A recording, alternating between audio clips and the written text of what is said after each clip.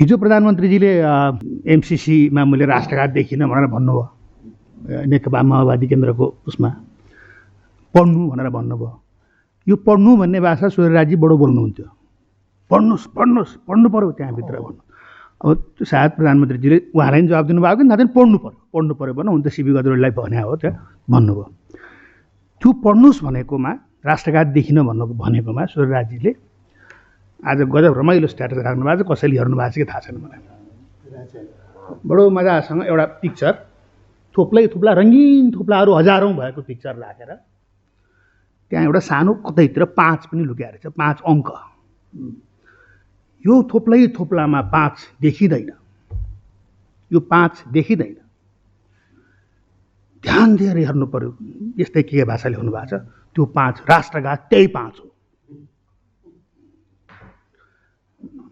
अब के हो उहाँहरूले देख्नुभएको राष्ट्रघात, म चाहिँ धन्यवाद दिन्छु उहाँलाई, स्वीकार्नुभयो। गजबको छिद्रान्वेषण गरेपछि मात्रै राष्ट्रघात देखा पर्दो रहेछ। सामान्य मान्छेले, आम नागरिकले त्यो राष्ट्रघात देख्दैन। उहाँकै आँखाले हेर्नुपर्छ अनि मात्र देख्छ। अब श्रीमन्तजीले त्यत्रो कानुनको कुरा गर्नुभयो। अब आर्थिक कुरा पनि होला, अघि पनि धेरै कुरा आइसक्यो। म त त्यसै पनि छिद्रान्वेषणमा जाने मान्छे नै होइन।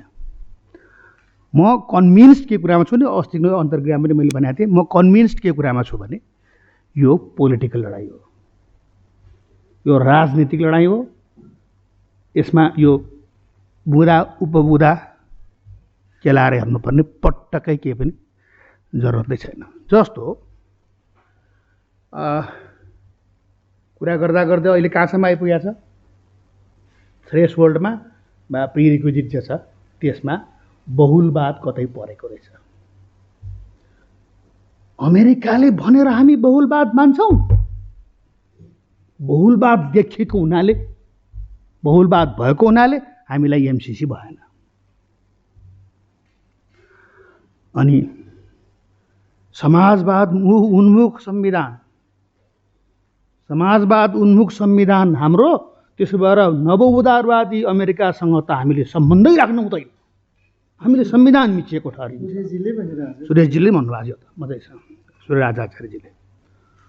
त्यसपछि असंलग्नता हैन, असंलग्नता गजब रमाइलो छ। असंलग्न हामीले असंलग्नता छोड्छौँ, पञ्चशील छोड्छौँ, यो लियो भने अब यो सबैको अर्थ के? बहुलवाद हुँदैन, बहुलवाद चाहिँदैन, एकलवाद चाहियो। सायद कम्युनिस्ट पार्टीको सर्वोच्चता भएको बहुदल मान्दैनौँ, बहुदल ठिक छ, बहुलवाद मान्दैनौँ। चाइनामा जस्तै 20-30 वटा छ नि पार्टीहरू, कम्युनिस्ट पार्टी अफ चाइना बाहेक, तर केही गर्न पाउँदैन। कम्युनिस्ट पार्टीको सर्वोच्चता सहीको चाहियो, त्यो एकलवाद चाहियो। अथवा प्रचण्ड प्रतापी भूपति, एउटै भाषा, एउटै देश, एउटै भेषवाला चाहियो। एकलवाद चाहियो। पोलिटिकल त्यो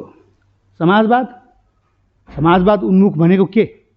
सायद उहाँहरूको दिमागमा समाजवाद उन्मुख भनेको नियन्त्रित, controlled economy, completely controlled economy. All the factors of production are to be totally controlled by state or most probably their respective political leaders, parties.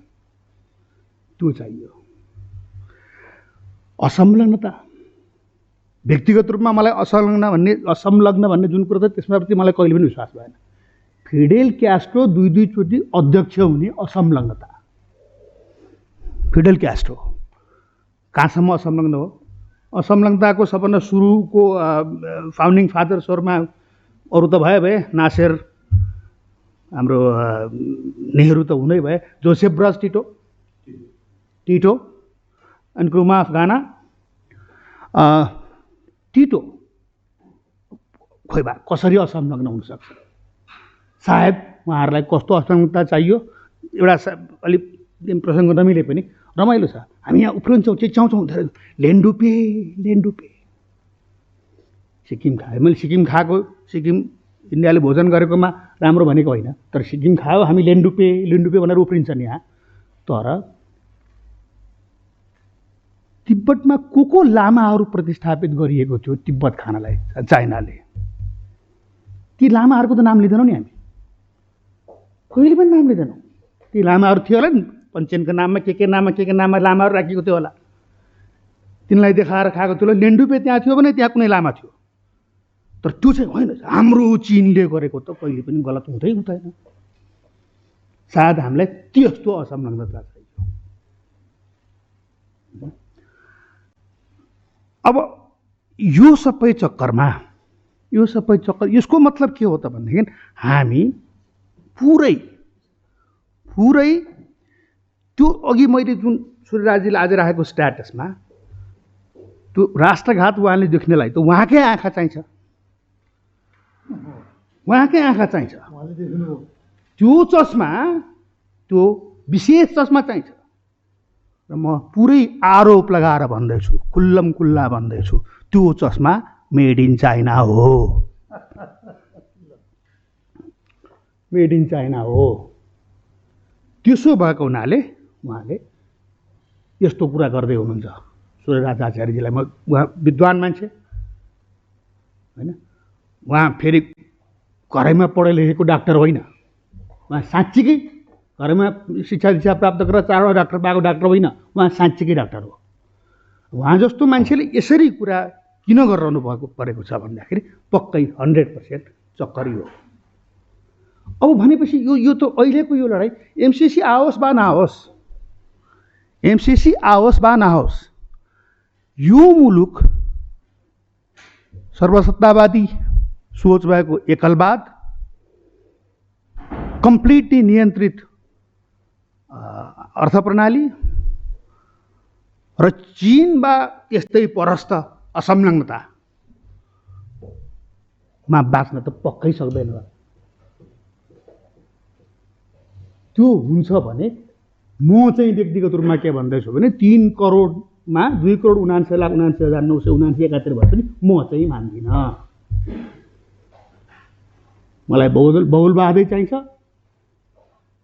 मलाई खुला अर्थतन्त्र नै चाहिन्छ, र मलाई असंलग्नता भन्नुको मतलब साँच्चीको असंलग्नता चाहियो। सैनिक असंलग्न हुने हो, तर उहाँले अघि भन्नुभयो सरले, भोलि कित्तै काट्नुपर्ने अवस्था आयो भने म कता लाग्ने, एकता काटेर भन्नुपर्ने अवस्था आयो भने म कता लाग्ने, त्यो पनि सोच्नुपर्ने विषय छ। अब यो वास्तवमा यो के भने अब जुन सुरु भएको छ, जुन एउटा हाइटमा पुगेको छ, त्यो वास्तवमा के हो त, त्यो पोलिटिकल लडाइँ हो, त्यो पक्ष वा यो पक्ष।